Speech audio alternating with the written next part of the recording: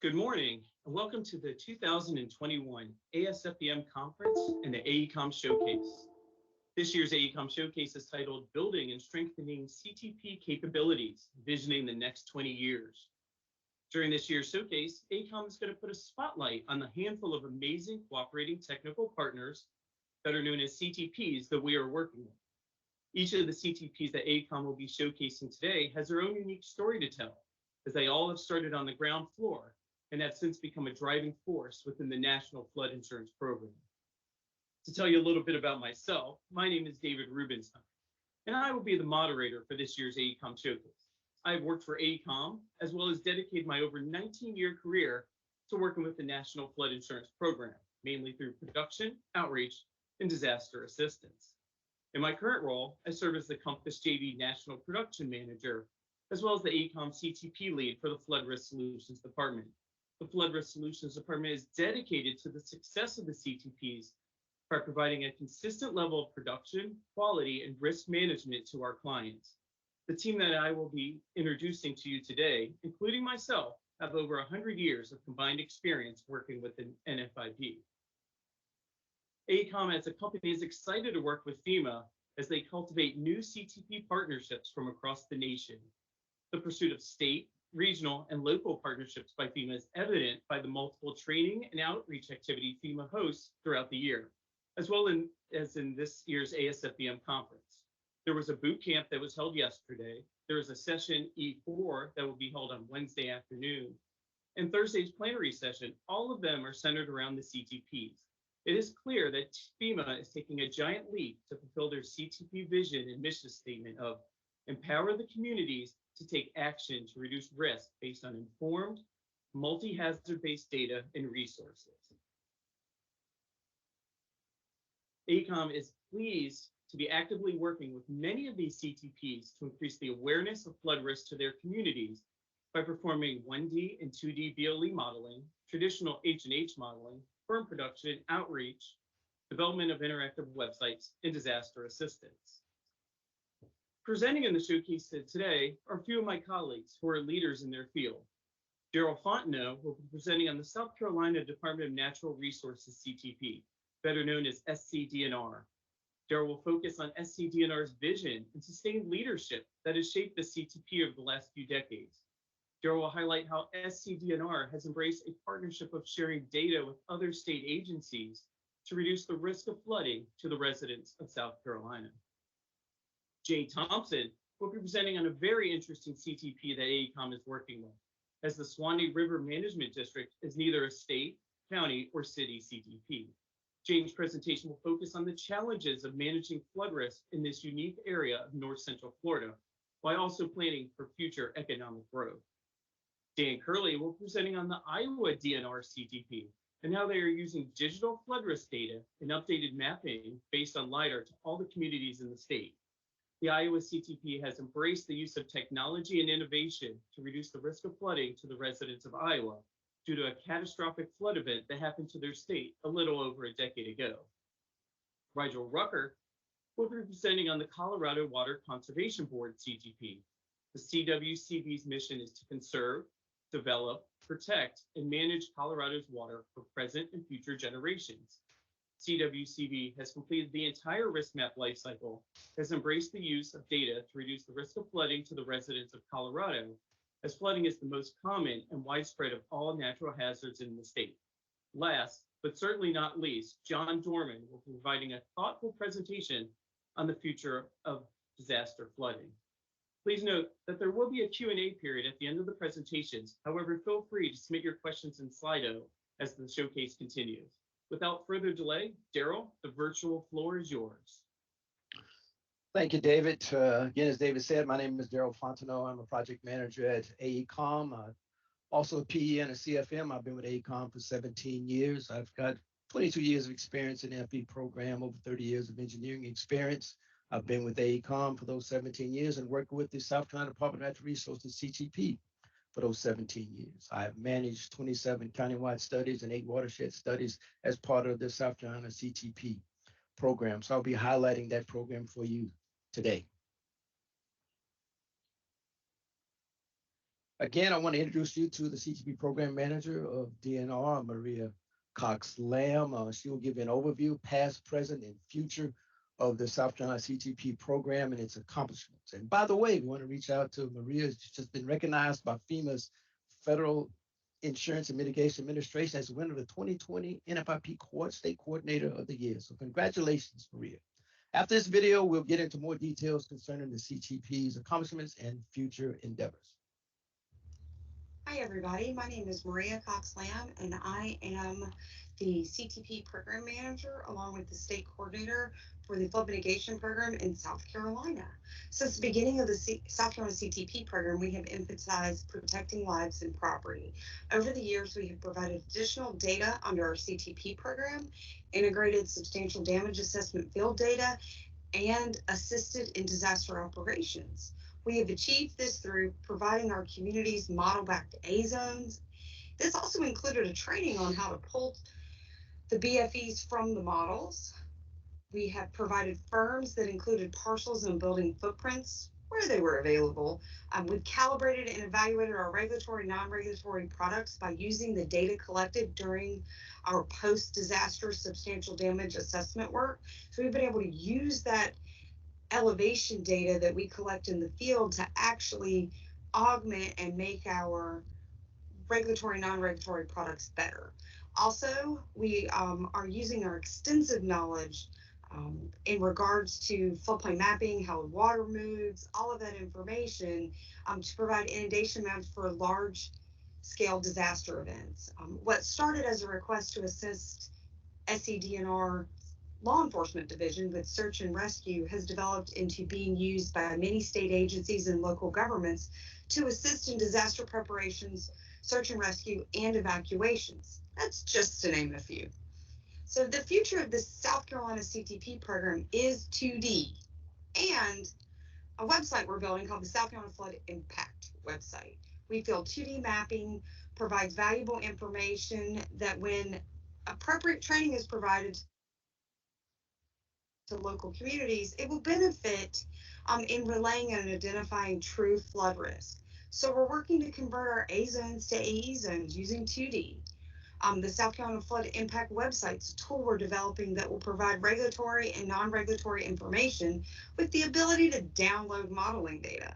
It will also house our inundation mapping and will update based on prediction updates, and actual event parameters. This will be used to expand our existing assistance for disaster operations, including but not limited to staging of valuable resources, search and rescue, and evacuations.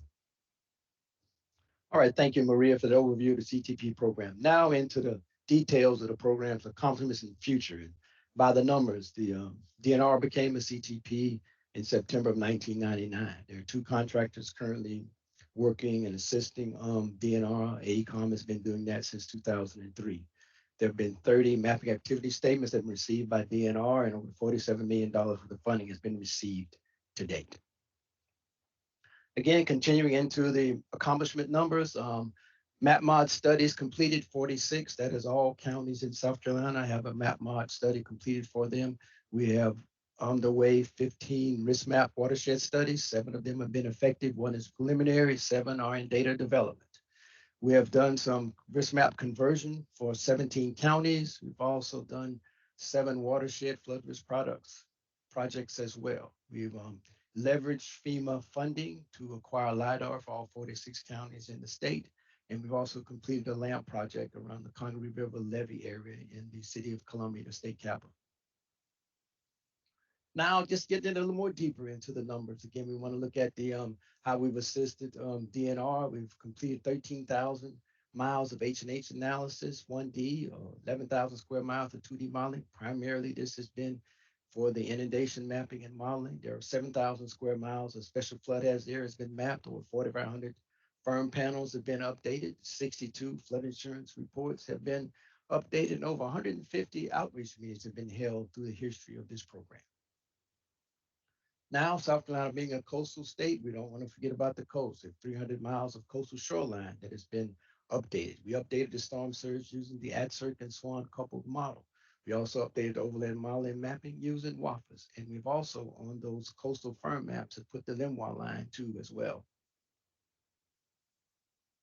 Now getting to the next part of the program that the CTP has got into is disaster assistance. As you can see here, we leverage study data for disaster response and recovery. You can see here, these are the major events that we've assisted DNR in, but some of small events that happen as well, similar to the 2020 tornado or the spring flood and the winter floods in 2021. Also, even sunny day flooding that happens in coastal areas.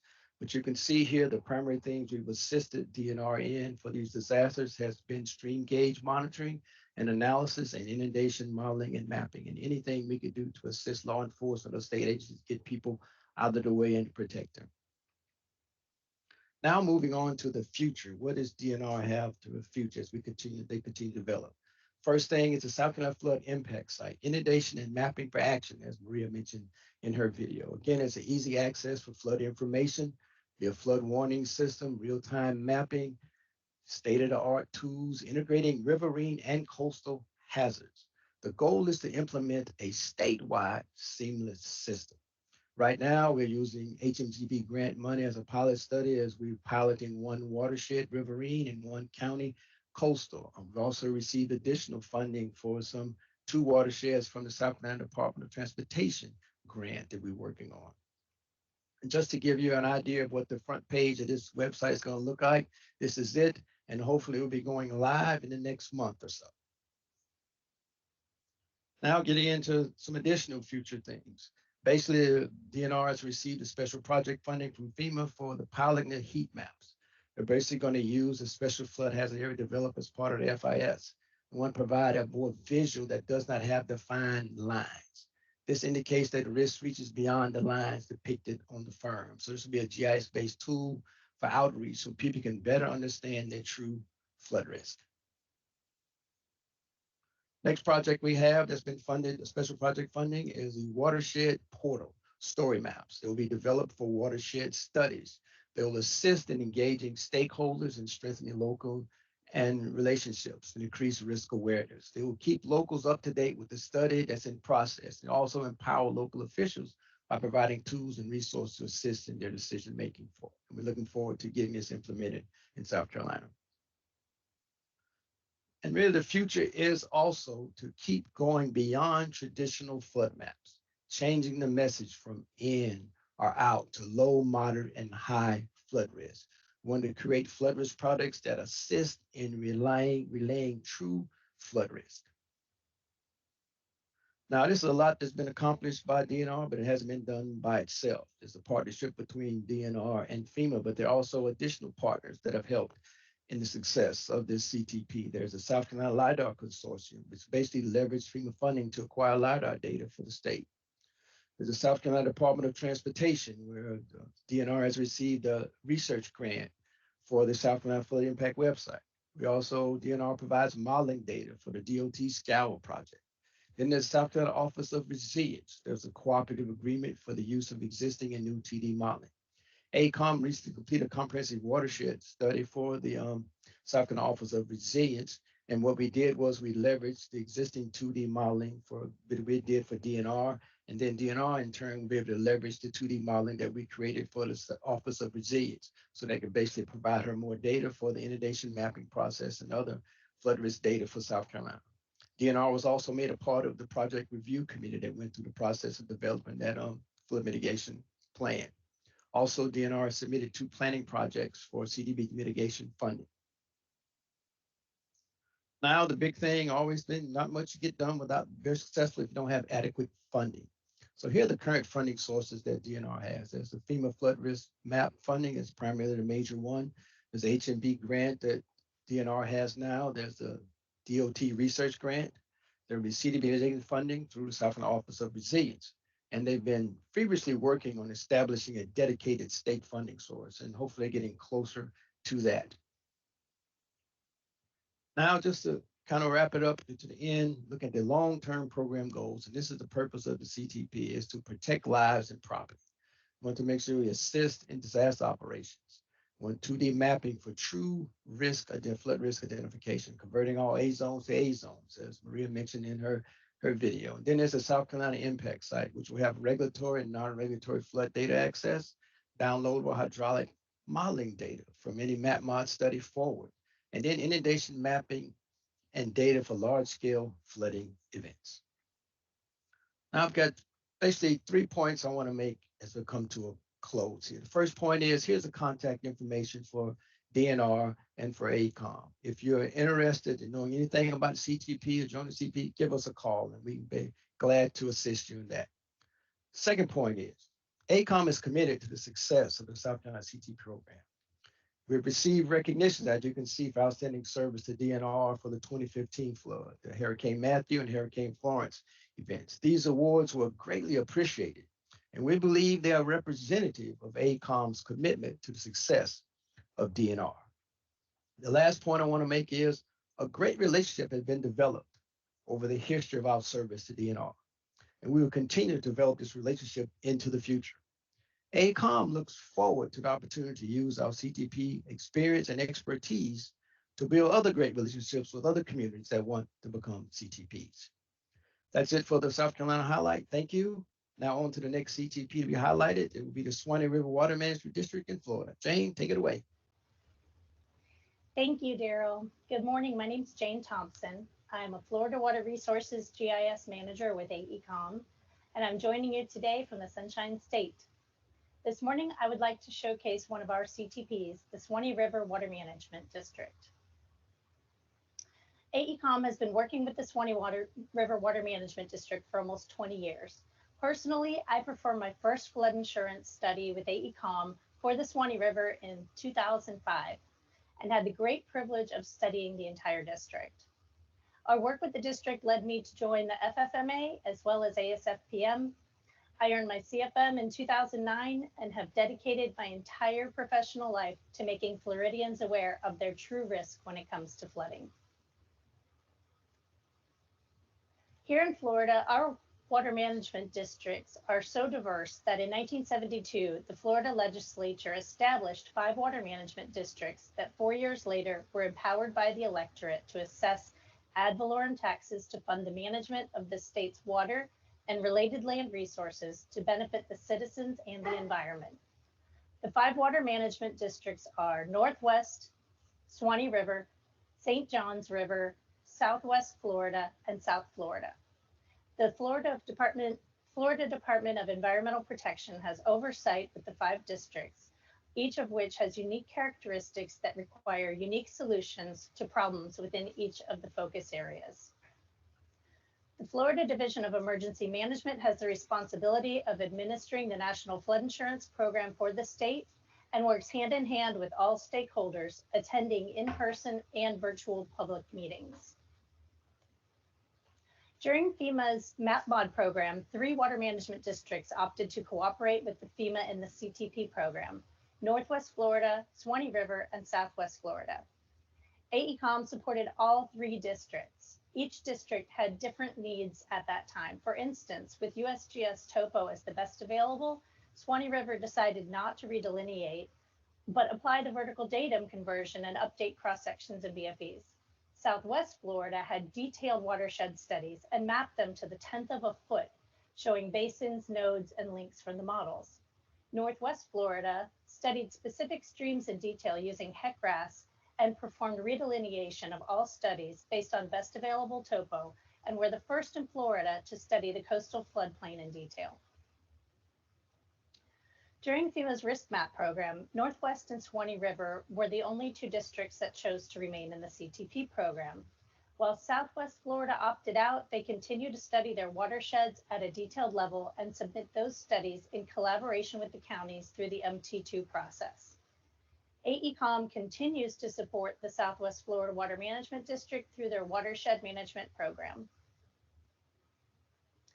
The Suwannee River Water Management District encompasses a unique area comprised of working and natural forests, farms, rivers, springs, and estuaries. Agriculture, silviculture, aquaculture, and springs-based tourism are major economic drivers in the region. Protecting water resources not only supports natural systems, but also is necessary for future economic growth. The Suwannee River Water Management District services 7,640 square miles, 15 counties, 13 river basins, and has 200 miles of the historic Suwannee River, spanning from the Georgia border to the Gulf of Mexico. The district shares 5 counties with 3 of its sister water management districts. Jefferson is shared with Northwest Florida, Levy is shared with Swiftmud, and Baker, Putnam, and Alachua are shared with the St. Johns River Water Management District. All of the districts collaborate to edge match GIS and modeling information and ensure accurate and continuous coverage of the state. And AECOM has facilitated that cooperation since 2004. Leroy Marshall is the district's chief professional engineer. He began working with the Water Management District in 1995 as a water resources engineer focused on environmental resources permitting. He is responsible for managing the FEMA Risk Map program and serves as the district's dam specialist. Many of you know Leroy as he's an active member of the FFMA and recently rejoined the board for another term. Due to the rural nature of the Suwannee River Water Management District, communication and outreach are paramount. In the early 2000s, data storage was not what it is today, so the data would reside at the district or on an AECOM server. So the district decided to purchase and distribute PCs loaded with the DFIRM database, DFIRMs, FIS, and SOMA reports, provided ArcView licenses and printers to serve 35 counties and municipalities. The district's goal was and still is to provide science-based solutions and leverage partnerships and data to provide information in a way that is understood and utilized by the public. So for the Suwannee River Water Management District, the most valuable thing that came from map modernization was the digital uplift. Harnessing the GIS with the countywide DFIRMs and databases was a game changer. They created the Suwannee River Water Management District Flood Mapper, which is still the go-to for property flood searches. The district developed FEMA Risk Map project dashboards for each watershed and posts them online where you can view the report. What is outstanding to see from this dashboard is that for the 200-mile Suwannee River, there were just 21 severe repetitive loss properties, even with 34 presidential disasters declared. Yeah. Suwannee River has completed the study of all of the watersheds in the district under Risk Map and are now leveraging that data to build upon the watershed approach. The acquisition of district-wide LiDAR has meant that every watershed can be studied with more detailed information. The recently adopted minimum flows and levels will be leveraged in the study of the Suwannee River watersheds, which are AECOM's current watershed studies for this district. AECOM's primary focus with this study is to create one continuous HEC-RAS model for the 200-mile Suwannee River, with an emphasis on correcting historic errors in the 3 existing models for the 2 basins. AECOM will produce regulatory, non-regulatory, and enhanced products, as well as additional outreach in which the lower and upper Suwannee River watershed meetings will be treated as one and will be co-funded and target for the same day to reach as many residents as possible. As part of the watershed studies, AECOM will prepare for and assist the district with additional public outreach prior to preliminary issuance, and assist the Suwannee River with TV, radio, and social media blasts. Additionally, the Suwannee River is performing a pilot project to explore holding the resilience meeting that occurs at the end of the project on the same day as the discovery meeting in order to leverage the attendance and empower the stakeholders to be proactive and participate in planning and mitigation and flood protection in the new upcoming study. When you think about how far the Suwannee River Water Management District has come from 0 digital products in 2004 to the development of graduated flood risk products in 2020, it's hard to fathom how far technology will take them and AECOM. Here are some current and future potential projects for the Suwannee River Water Management District. The district acts as a grants hub for the communities with its river and springs grants and looks forward to housing a model repository and become the region's technology hub for water quality and quantity data. The Florida Department of Health is leveraging the district's FEMA flood hazard data by using the 10% and the 50% annual chance events to permit and regulate septic tanks within the district. And this feature could become a very powerful tool in Florida for our fight for clean water. Let's hear from the district now in their own words. I live in this area because there's no other place like it. I grew up in Live Oak, Florida, and have many memories of visiting our world-renowned springs, hiking through the woods, and kayaking the historical rivers. Now I have the opportunity to help protect these springs and rivers while working at the Suwannee River Water Management District. It is my responsibility at the district to inform and educate residents, visitors, and our future generations about our water resources and what they can do to help. The district is one of 5 water management districts within Florida that preserves and protects our water resources. We serve a 15-county area and work closely with the Florida Department of Environmental Protection to implement water quality and conservation projects, establish minimum flows and minimum water levels, and collect data. Accurate data is critical to our scientific process in protecting our water resources. Science and data collection are the foundations of the work we do. Our district staff uses data to monitor water quality, manage resources, identify key areas for projects, and plan for future water use. All aspects of the work we do tie together for the protection of our water resources for nature and people. The district plans for future water use to ensure water is available for future generations. Planning takes into account increased populations and projected residential, agricultural, and business water use. To protect water resources, we also protect the nearby habitats and ecosystems through the establishment of minimum flows and minimum water levels, or MFLs. MFLs guide our resource management program and permitting process. Resource management helps to ensure sustainable economic development while protecting our resources and residents. We work with the community to issue permits for a variety of projects such as irrigation management, construction along the river, protection of wetlands, and more. To help allow for growth, district staff work closely with local governments and partners to identify projects that address water resource needs in the community. These projects help protect against flooding, safeguard water quality, conserve water, and expand water supplies. All of these programs work together to serve you and protect our resources. No other state compares to the resources we have in Florida.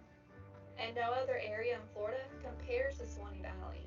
The springs, rivers, lakes, they are all breathtakingly beautiful and are critical to Florida's ecosystem and economy. We all enjoy these resources, and we all have a role to protect them for future generations. Learn more on what you can do to protect our rivers and springs and the North Florida way of life by visiting our website at mysuwanneeriver.com.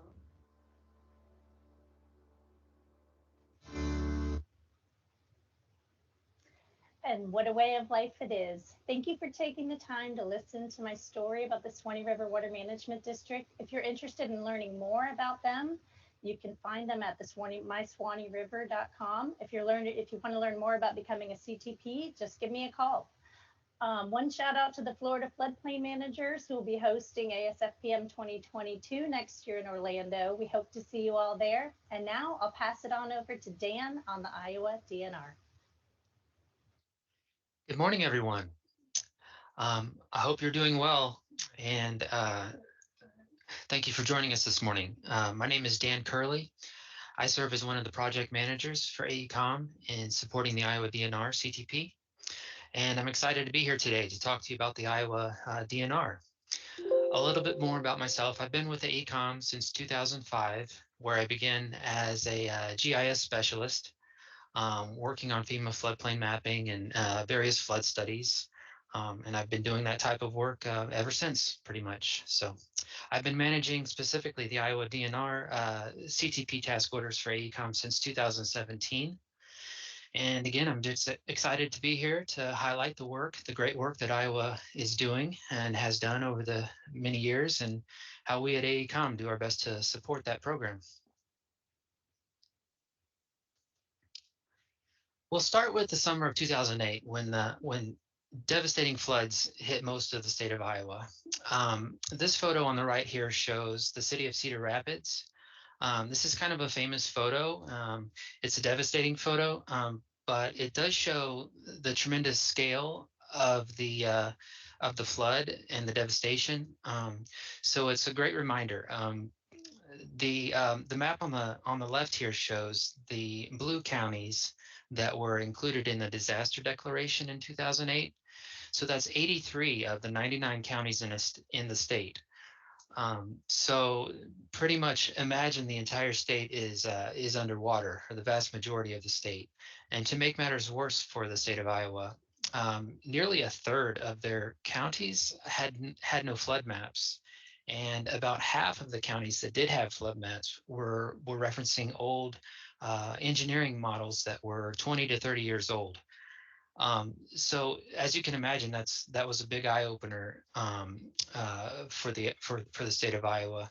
In 2009, they were awarded a $15 million grant from the federal government, and the Iowa DNR became the FEMA CTP in 2009. So they initially dived in with that grant money and immediately started updating the flood maps statewide, and creating new flood maps where needed. So since then, the Iowa CTP has been dedicated to providing digital flood risk data for the entire state, updated on brand new LiDAR, and providing that information to all the communities in the state, statewide. In addition to those 2008 floods, the statewide LiDAR program was critical in kickstarting the Iowa CTP. Iowa had actually already begun collecting statewide LiDAR in 2007 prior to the floods. So that was kind of an advantage for them there, and definitely acted as a springboard to the success of the floodplain mapping program.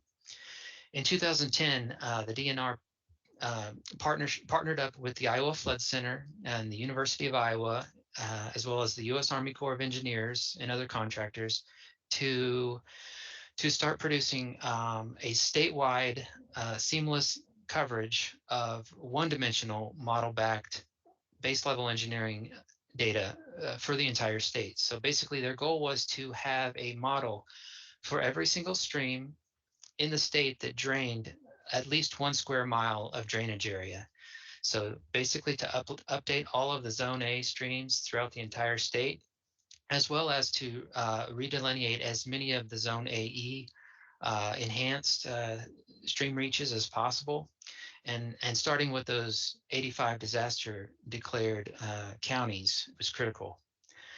So about 5 to 6 years later, in 2015, 2016, the DNR completed that goal.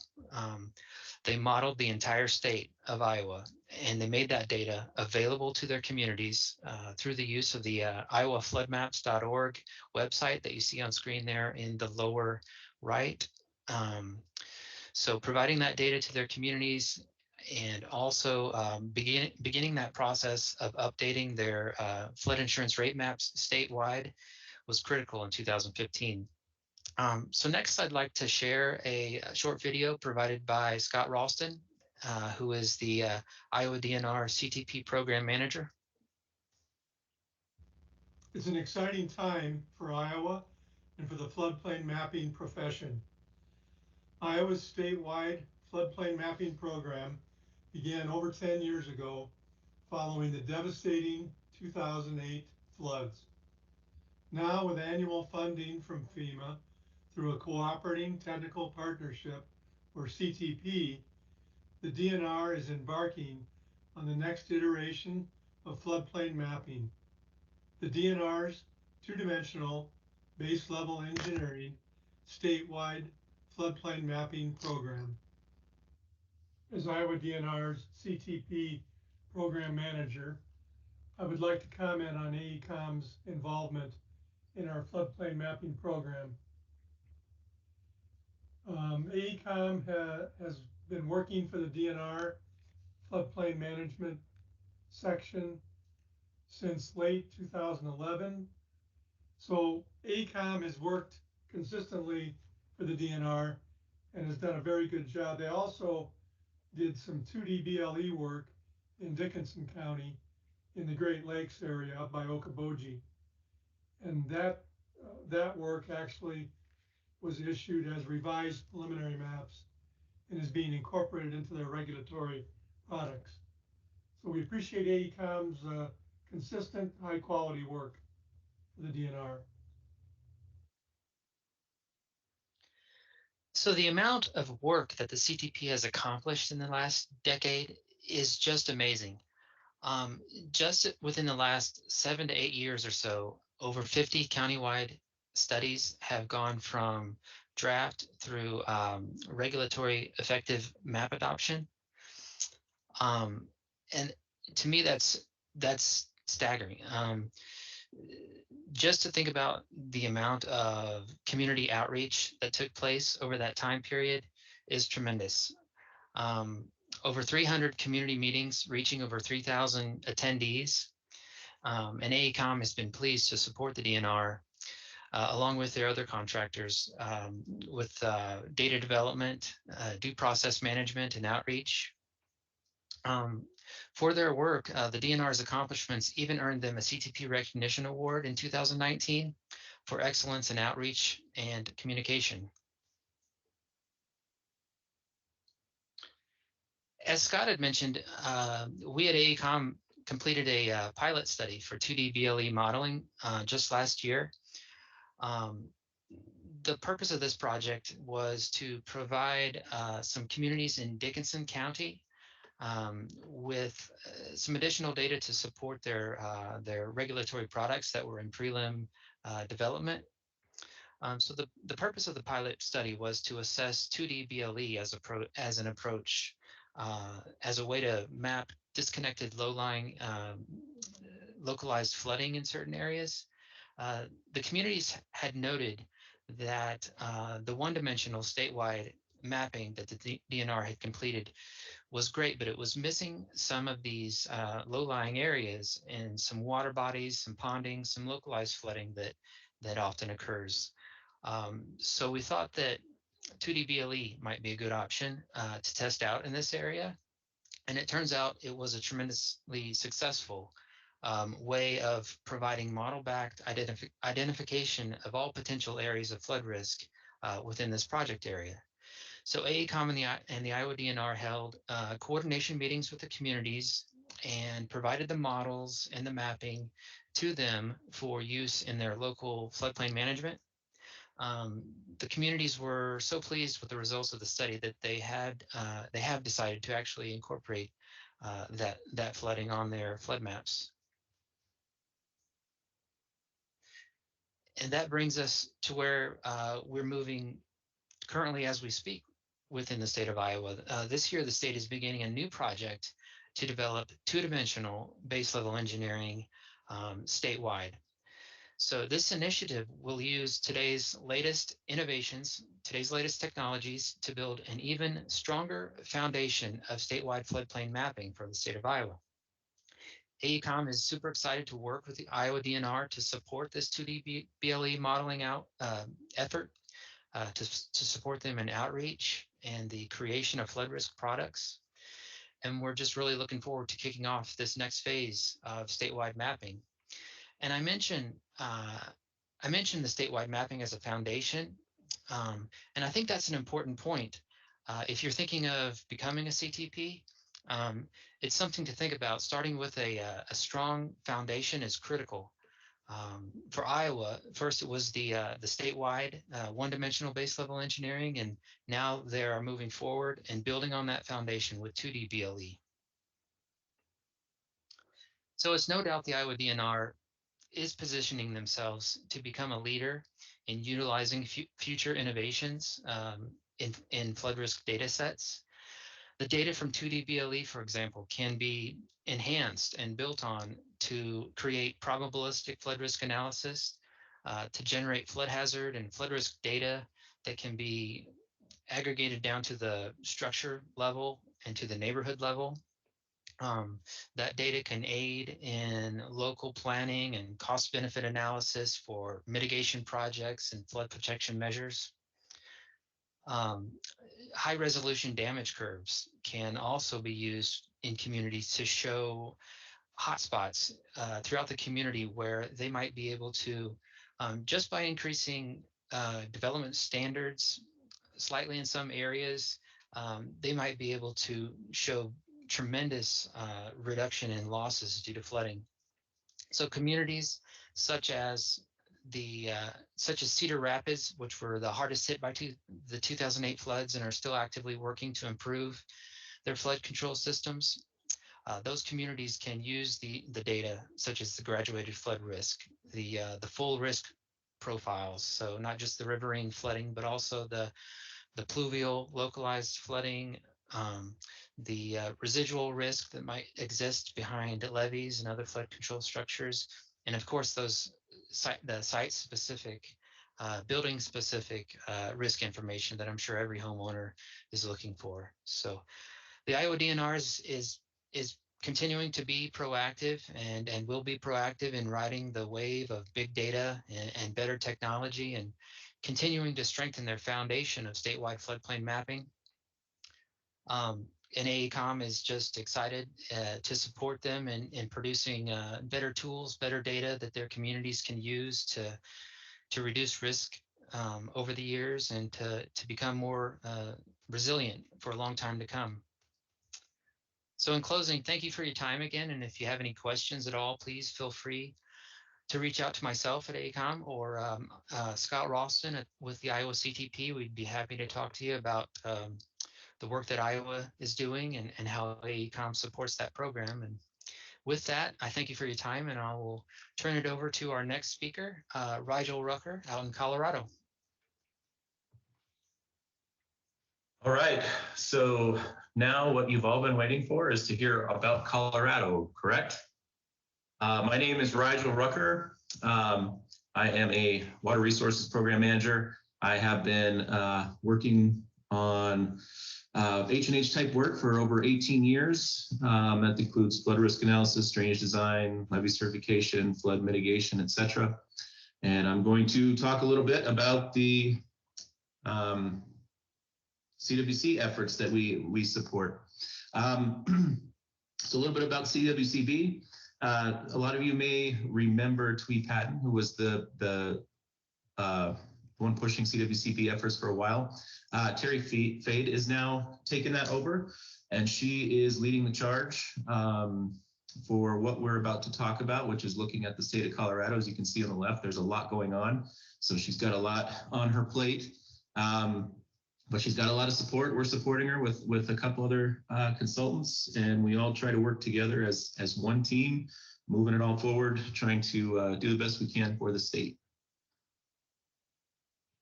All right, so I'm gonna kind of walk you through this program and how it's come to be. So the Colorado CTP program probably started out like any other program where there was a lot of flood studies that needed to be done, a lot of work that needed to be updated in the state. But around 2013, you can see on the right here, there was some pretty historic flooding. There were floods anywhere from 10-year events to over 100-year events. So a lot happened at that time. There was a lot of damage. There was a lot of work that needed to be done. The state of Colorado basically secured a lot of state funding. One, to go in and repair a lot of this damage, but also look at stream mitigation type work. The other thing that they did was to get going on updating the risk, flood risk in a lot of areas where it was shown that it was either out of date or it changed significantly based on those floods. So during those efforts, there was a lot going on. There was a lot of parts moving. There were people doing emergency repairs. There were people doing, there was lots of different work happening. There was lots of emergency analyses happening. And so while we took on the effort of going through and determining the updated risk for all these areas, there were a lot of stakeholders that we had to coordinate with. So there were, I believe, over 70 different communities that we had to work with. There were different consultants. There were different efforts. There was a lot of moving parts. So one of the big focuses we had to look at was outreach. We had to look at how could we really spell it out to these different communities of what was happening, how could we make sure that we weren't stepping on each other's toes, how could we share data as it was being developed. And so we ended up developing a lot of information like you see here, really spelling out the process, asking key questions at the beginning and through the process, etc.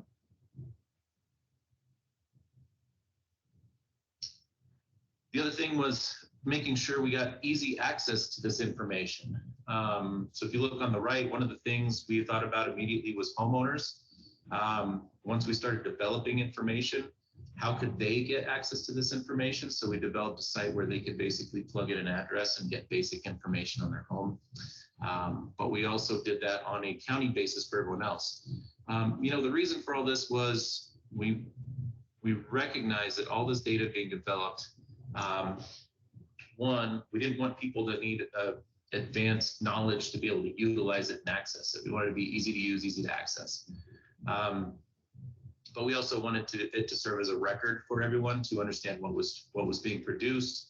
And so in addition to some of this information, we also put together trainings and other homeowner tools to help them understand what was being developed. Now, if you look on the screen here, this is coloradohazardmapping.com for each of the studies that was conducted and is still being conducted, which I'll talk about in a minute.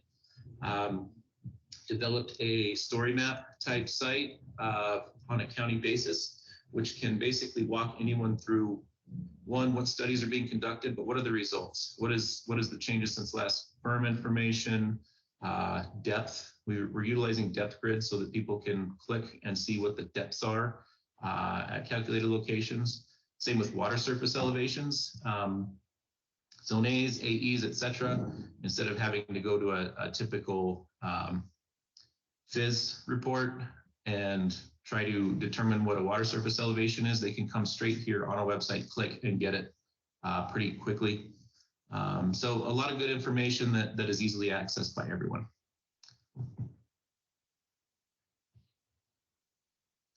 So as I mentioned, a lot of that was created specifically for a post-disaster type scenario so that a lot of information could be shared. However, it helped build the framework for the bigger effort, which is now being pushed forward. But we all worked with CWCB to kind of look at, all right, well, we understood that hazards were a problem, or not a problem, but out of date up in the northeast area where all this flooding occurred. But it's a big state and there's a lot of area and there's a lot of information that either it might be out of date or it might just need some additional information. And in some cases, it might not even be digital at this point. So we worked to look at a 5-year plan for the state. And in doing so, we looked at other things beyond just flood risk, but looked at, you know, some of the metrics FEMA uses, such as what is the end view for the different streams along the state, and where is their LiDAR available? Now, the state of Colorado has been really good with partnering with other agencies to secure LiDAR across the state, which is still ongoing, and we had to kind of think about that as we prioritized. So we looked at what you see here, which is a kind of 5-basin setup so that you could do a rolling check through the state every 5 years to see where information was out of date. But in order to do that, we needed to first update the information. So the first piece was to take any place where there was LiDAR and start generating large-scale 2D models so that we could have a baseline or a H&H information available throughout the entire state. Once we started that, you can see here on the right, we started with discovery, which a lot of people know and understand. But we did it a little different. We wanted to put together something that communities could continue to use and would make sense to them. So instead of putting together a discovery report, we put together a discovery plan set. And if you look over here on the right, you can see it basically this follows kind of your plan set format, where we presented the information, mostly graphical with a little bit of explanation on the left. But we looked at things like, all right, not only where is flooding out of date, but you can see here, we also looked at their hazard mitigation plans. Fire is a big thing in Colorado in the forested areas. What are some of the other hazards that we could look at while we're touching this? And we came up with a ranking system of, all right, where should we look at these types of studies? And then we also looked at, all right, what are the big issues in each county or community that we may need to look at beyond flooding, so that we're not just with blinders on doing 2D models and putting out flood information based on that, but seeing what are the other factors that could be impacting their issues. What are the other factors to look at as we go through this process? So we wanted to put this in this format again so it could be reused, and it was easily understandable. And so far the response has been pretty good on this.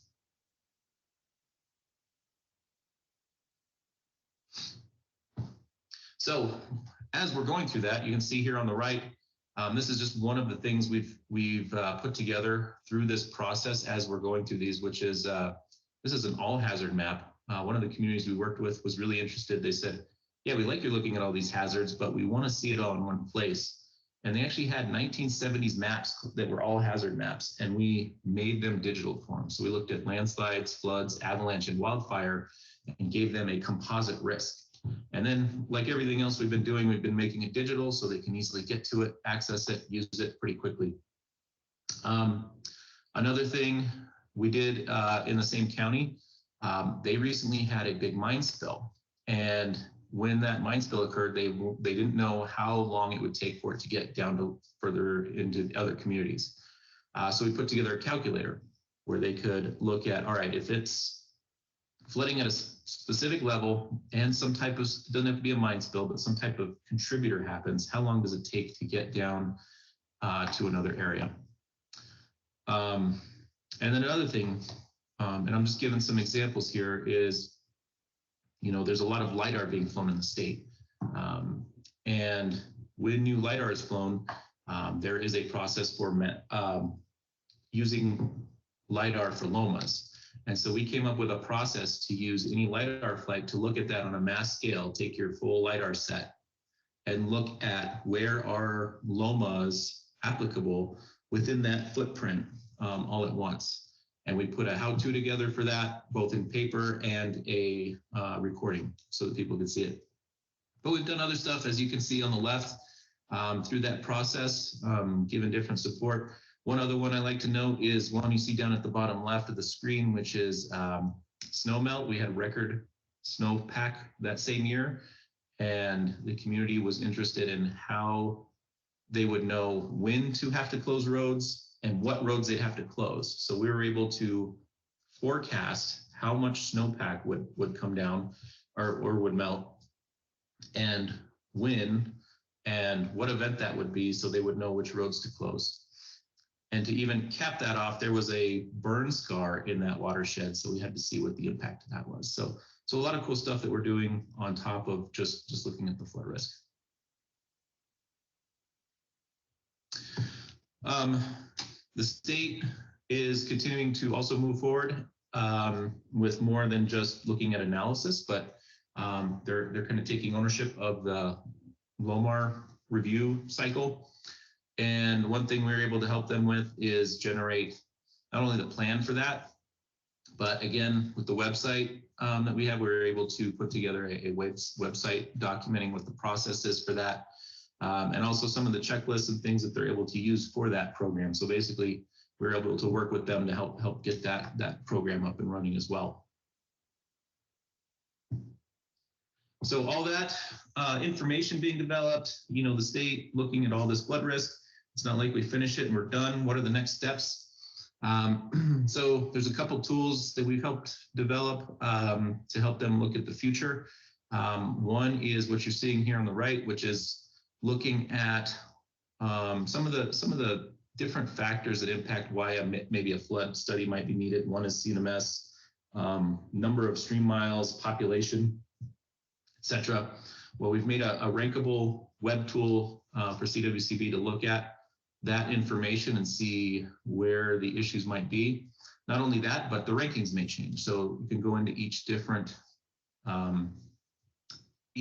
piece and change the ranking in each of those. So you give more weight, say, to flood insurance rate maps at a date or something like that.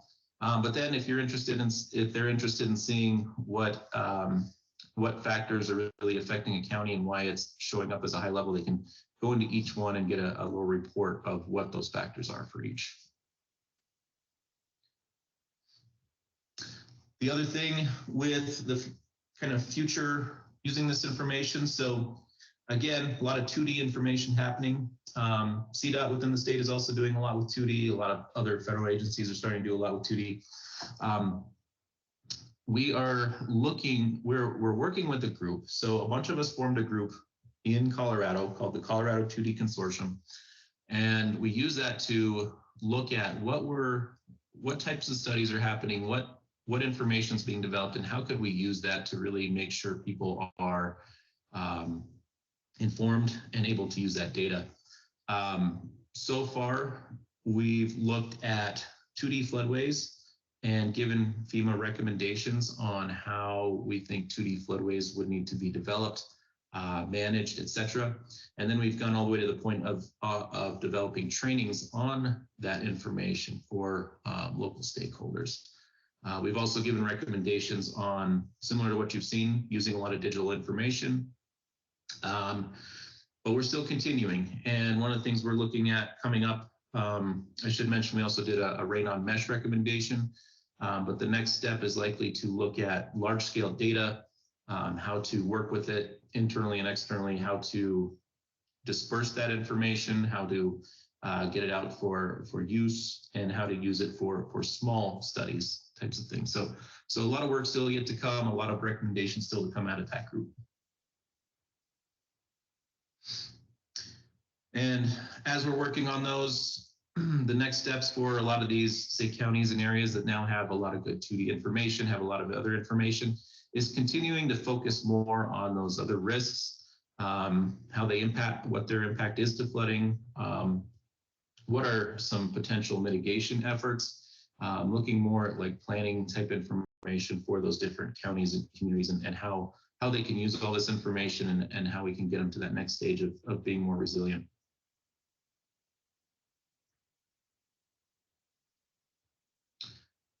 So I know you're all sad that we only had a little bit of time to talk about Colorado, but if you want any more information on any of this or what we're doing, any of the tools we're developing, etc., my contact information is here. You can also contact Terry, and both of our contact information is ready to go. So that's all I have. I will now hand it over to the next presenter, and he can finish us off. Thank you, Rigel. That's some great progress that you guys have made. Good morning. I'm John Dorman. I'm the Vice President Global Disaster Resilience Solutions Leader at AECOM. And I first want to thank each one of you for the tireless and many times thankless work that you do to enable a long-standing and resilient society from flooding. Being in your role and in the past, I certainly understand that. In AECOM, we recognize that there's always going to be hazards, but there doesn't have to be disasters, and you guys really play a part in that. So thank you for what you do.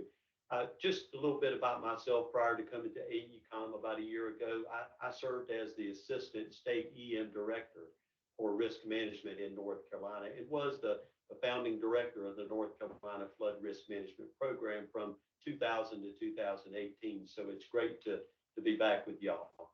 At AECOM, I really work to enable and empower clients such as yourselves, communities, states to establish really a framework and a plan that will enable you to do flood identification, risk assessment, effective mitigation, and effective integration into what are the next steps, which for me is emergency management and into that arena. So I'd like to spend a couple minutes, if I can, to talk with you about what is your perspective on the past, the present, and the future, because we have a certain number of waves coming towards the program, and they're on the horizon. So I want to talk about Charles Dickens for a minute. I know many of you are saying, what is he talking about? But Charles Dickens is really an interesting person that comes to mind. I've been reading the books of Charles Dickens with my kids, and so I've been reading them as well. Charles Dickens, I don't believe, was an official CTP. But I will say that as a 19th century English author who wrote many journals and novels, he certainly got a number of books and quotes that came to mind as I thought about the journey that I've taken, that we've all taken in the future for flood hazard risk management. Looking at the first book is really a tale of two cities. This book truly provides all of our perspectives through the opening line. It was the best of times. It was the worst of times. For a number of us looking at the national map, it's been the worst of times. Flooding is in the #1 hazard in the United States and globally. Over 44% globally of the disasters that occur are occurring through flooding. As you can see on this map, that flooding is prevalent across the United States. In the U.S., there has been a perpetual increase in flood losses since 1980s, from $4 billion in the 80s to $17 billion from 2010 to 2018. You know, NOAA also reports that in 2020, there were 22 separate billion-dollar weather disasters. Many of these were flood, causing $95 billion in damage. And that's just the billion-dollar disasters. 2020 also saw a record-breaking 30 named tropical storms, of which 12 of them were landfalling. So unfortunately, it is not if, but when we're going to experience one of these events that causes or fosters the worst of times. However, let me move from that, because it has also been the best of times. As you can see from the speakers, that many of the states and communities, counties have gained experience and taken on new roles and capabilities, even to progressing to becoming CTPs, which I believe are at the highest numbers at this point in time. Since becoming a CTP in North Carolina over 20 years ago, there have been a tremendous number of advances. Looking at this cross-section slide that was generated from LIDAR, advances in ground accuracy through LIDAR technology has progressed stream and ground geometry and elevations further than it's ever gone before. We've gone from 30-meter dims back in the early 2000s to a 10-meter dim, to a 4-meter dim. We're now at a 2 points per square meter with great accuracy, and even on the horizon, there's certainly 8 points and 30 points per square meter. So an amazing, amazing set of data that we can have. That information leads us to this next slide, which shows the buildings in shaded relief.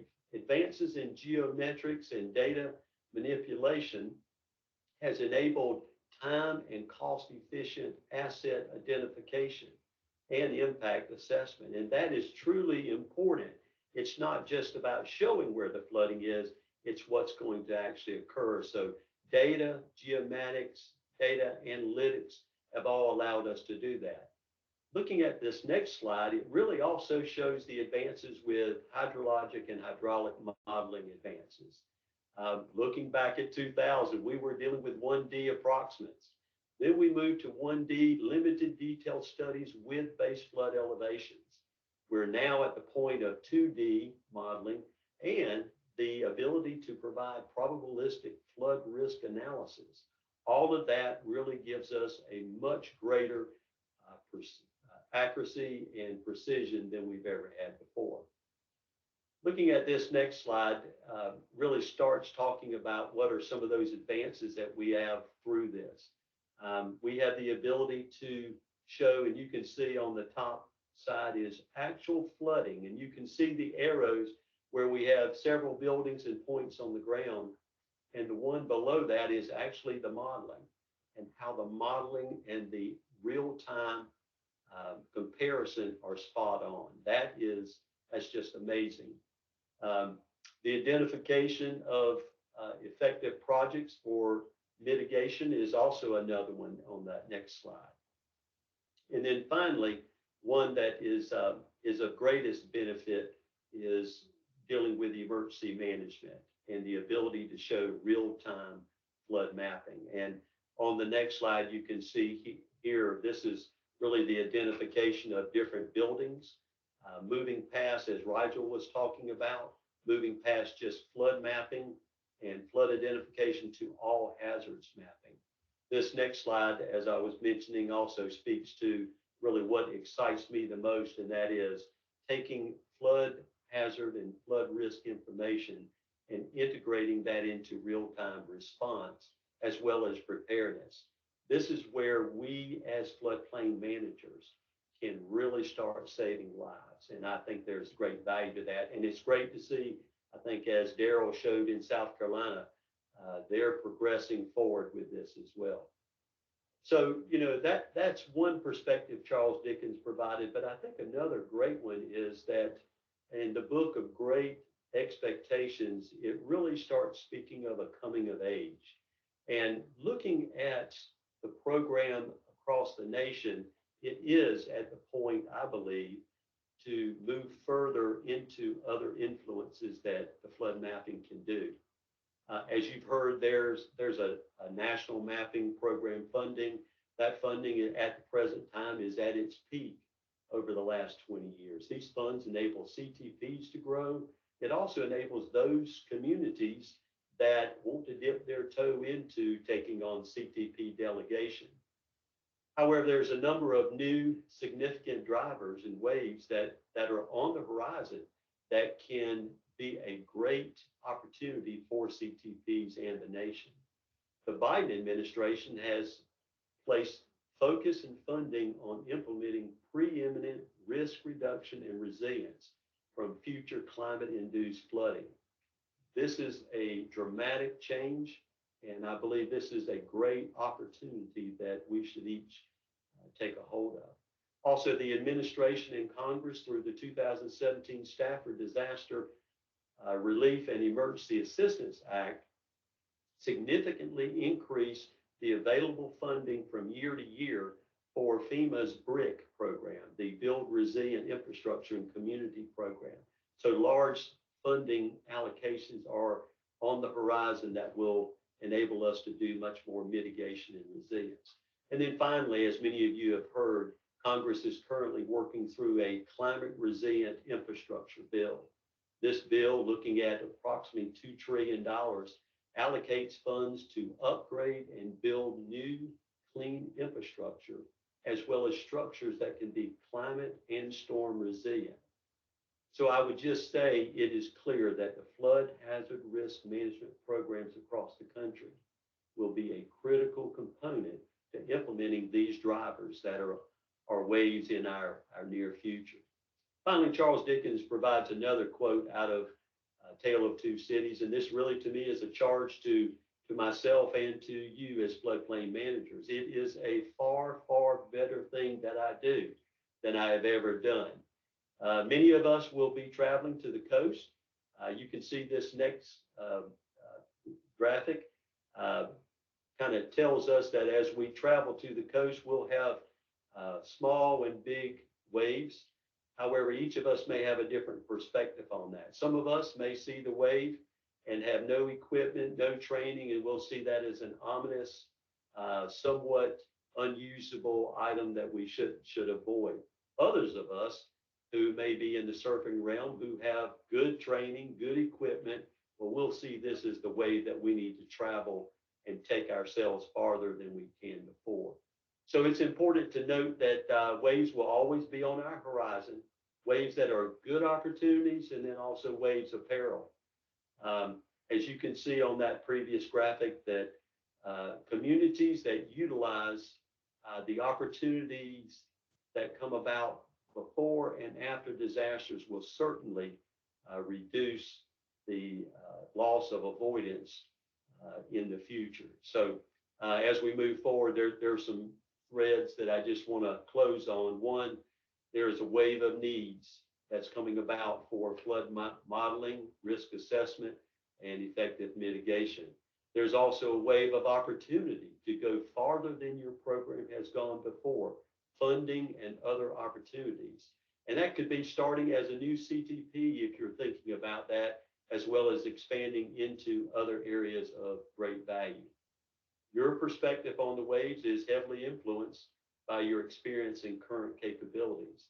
But I just say with great hope and excitement that there are great tools out there now, great technology and great peers that you just heard who have ridden those waves and are certainly able to help you ride those waves to success. And finally, I would just say AECOM is also excited. We want to ride those waves with you. We've been riding waves with many of these communities, and we look forward to doing that with you. So I would just close and say, enjoy your summer, enjoy the conference, and let us know how we can help. Okay, David, I'll turn it back over to you. Great, John. Thank you very much. And I want to thank all the CTPs that allowed us to put a spotlight on what they're working on. You can see that all of them have really started at the ground level and through the collection of data and advances of technology, as well as having an advocate at that CTP, has really advanced the status of where they are at in the National Flood Insurance Program. Myself, having dedicated my last 19-year career working with the National Flood Insurance Program, I've been able to see multiple disaster assistance assignments, as well as many public outreach meetings. And I'm able to relate with many of the concerns the communities have regarding the management of flood risk. But I'm very optimistic on the future of the NFIP and the partnerships I'm seeing coming out of this program. With advancements in technology, the NFIP is in a better position more than ever before to create and disseminate data, as well as provide outreach and training opportunities. This means as a nation, we'll be better prepared when the next wave comes ashore. Take a moment and think for yourself. Is your community better prepared tomorrow than they are today? If you're ready to take that first step in becoming a CTP or want to learn more about what AECOM can do for your community, feel free to email any of the folks that spoke today, or even feel free to give me a call. I cannot wait to connect. Please sit tight, as there might be a slight delay in opening the floor for questions. Thank you.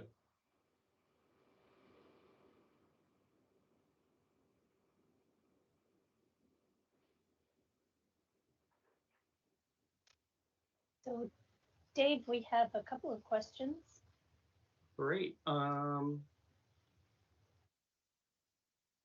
Yep, I am seeing them now. I guess the first question, and maybe we send this one to John Dorman, as I think this might fit well for him, but what is the greatest challenge for the CTPs AECOM is supporting? Well, I think the greatest challenge, not just for the ones that AECOM is supporting, but I think all CTPs, and that is putting together a plan.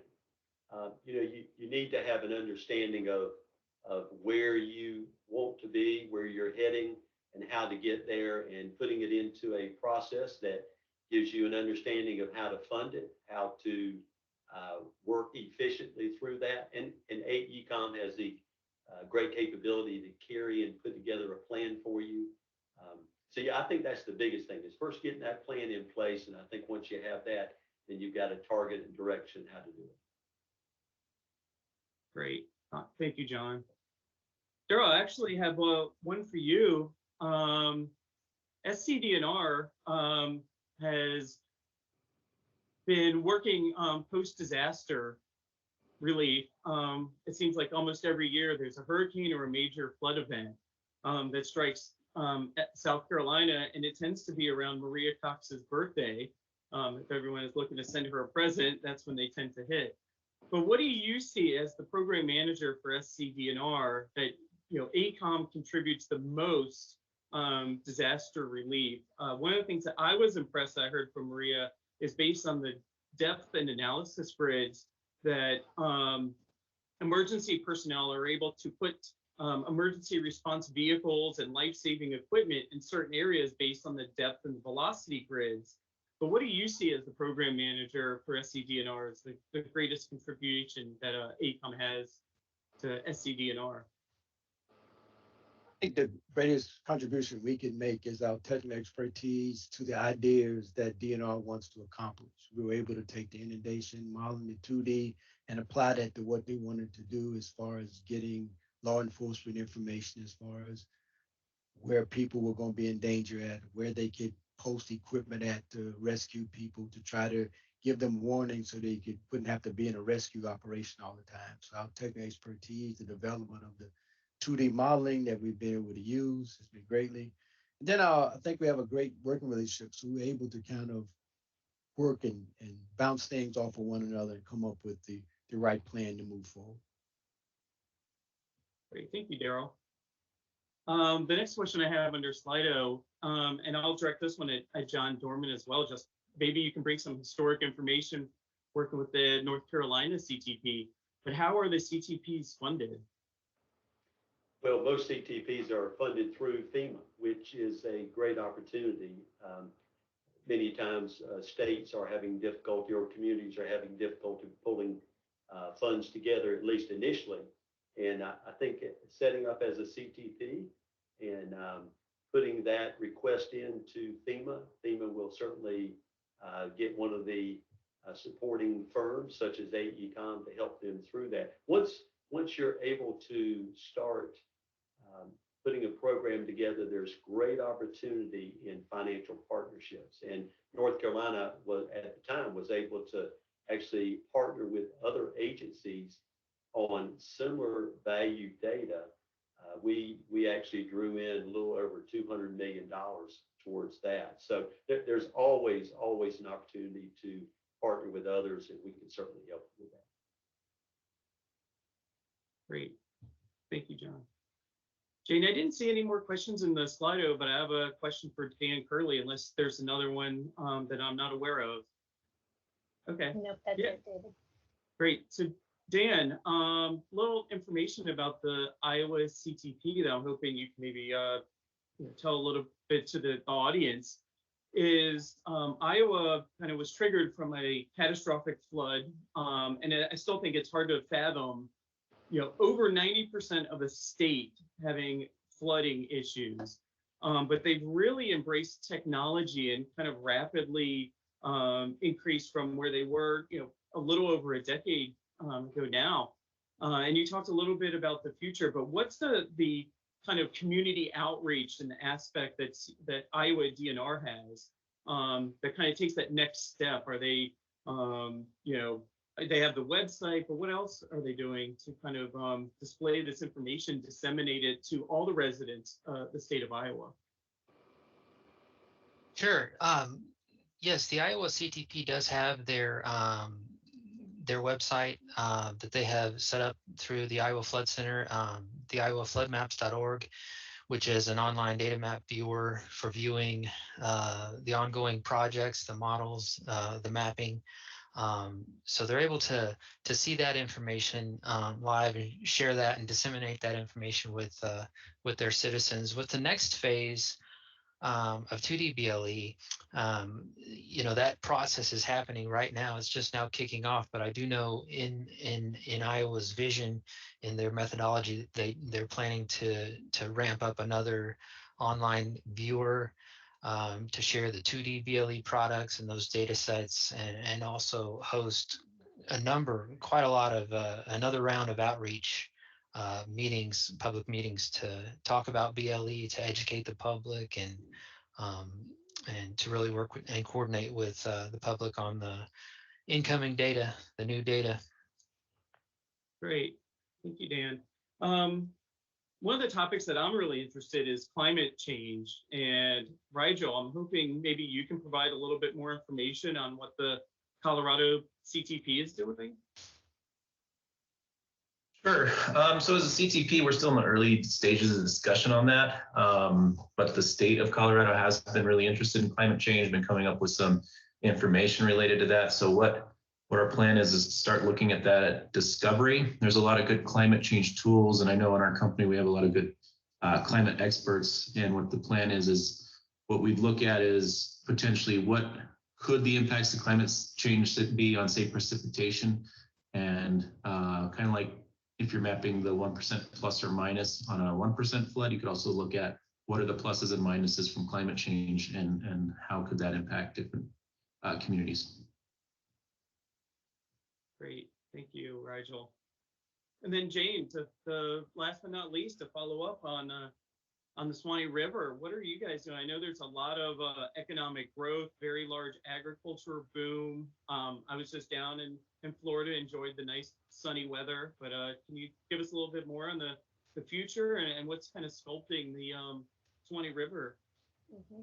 Well, you have to imagine with the Suwannee River Water Management District, with the population density so low, they don't necessarily have the bandwidth, literally, for each of the residents, for them to be able to get online and go to a meeting like this or a public meeting. So we have to really combine and make a real blend of grassroots movement, where we are working through libraries, we'll be working through the communities that way, hopefully working through even the public schools. We want to take an approach of educating the students and scholars as they're coming up in the world. In Florida, we have Flood Awareness Week. The Florida floodplain managers celebrate every year and bring awareness to all of our communities.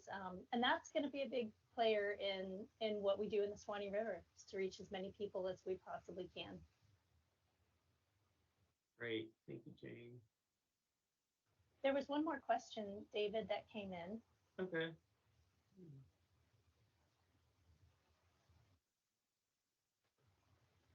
Do you want me to read it? Yes, please. Yeah, we'll go over it right now. Okay. What are some of the benefits you see when CTPs take on map maintenance, for example, LOMC's responsibilities for the program? Yeah, I can maybe answer that, and hopefully maybe some of the other CTP leads here can jump in as well. But I think when you're the CTP, you have more of a personal approach. You know what's best for your community. You know which areas are having problems. You know from your constituents where the flooding happens, what are the flood events. And I think when the CTP takes over their flood mapping, whether, regardless whether it's outreach or the mapping, I think it has more of that personal approach. And when they see someone from example, SCDNR showing up at meeting, they know that the state cares and they're doing what they need to do to identify and share that flood risk. So that's my personal approach. I love working with the CTPs. I love the approach. I love who's the floodplain manager for this city? Oh, I work with this person. I know this person. This is where the flooding's happening. And they have that approach. But I don't know. Do you guys have any thoughts or feelings on that? Because I see everyone nodding their heads, so you must be in agreement with me. But any thoughts? I'd say that's a big one. And the other piece I'd add is it's easier for coordination. It's easier for someone to call the local state and talk to them about a LOMAR issue than someone working on a national team. It's easier for them to know what's happening both on, say, the mapping side, if there's a statewide mapping effort like what's happening in a lot of these now, and be able to coordinate that with changes that are still happening on the LOMAR scale. So I'd add that piece to it, though. Great.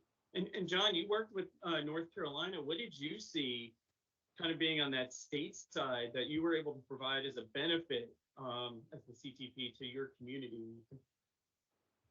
Yeah, so David, North Carolina stepped into the mapping program because FEMA, as great as FEMA is, really is a national program. It's not a state or a community program. And so, as you said, the ability to actually have a personal relationship with those folks that you're actually trying to help develop flood resilience through the mapping. So that's a big one too. And knowing me, I'm all about money. Funding certainly helps out as well. So that's always a piece there as well. But finally, who better knows what the state of future that you have for your community than the community? And you become really the captain of the ship. Working with those others, that partnership that Rigel mentioned, it's always better to be able to partner with local governments, either through data, local data, or funding, than trying to work through a federal program. So those 3 or 4 are really the big ones that started in North Carolina, and I think were very, very beneficial over the years I was there. Great. Well, I want to thank all the leaders that have attended this showcase for AECOM. Feel free, please email us, give us a call if you have any questions. And I want to thank the floodplain administrators for the states and the CTPs themselves that allowed us. And I want to say the response was overwhelming. The amount of CTPs that wanted to highlight and showcase what they've done, and especially from where they've been to where they are now and where they're headed to the future. It's very exciting. I'm very glad that I'm 19 years in this program, and I can't wait to see what the next 20 years brings. So thank you very much. Enjoy the conference. Once again, feel free to email us with any questions or comments. Take care.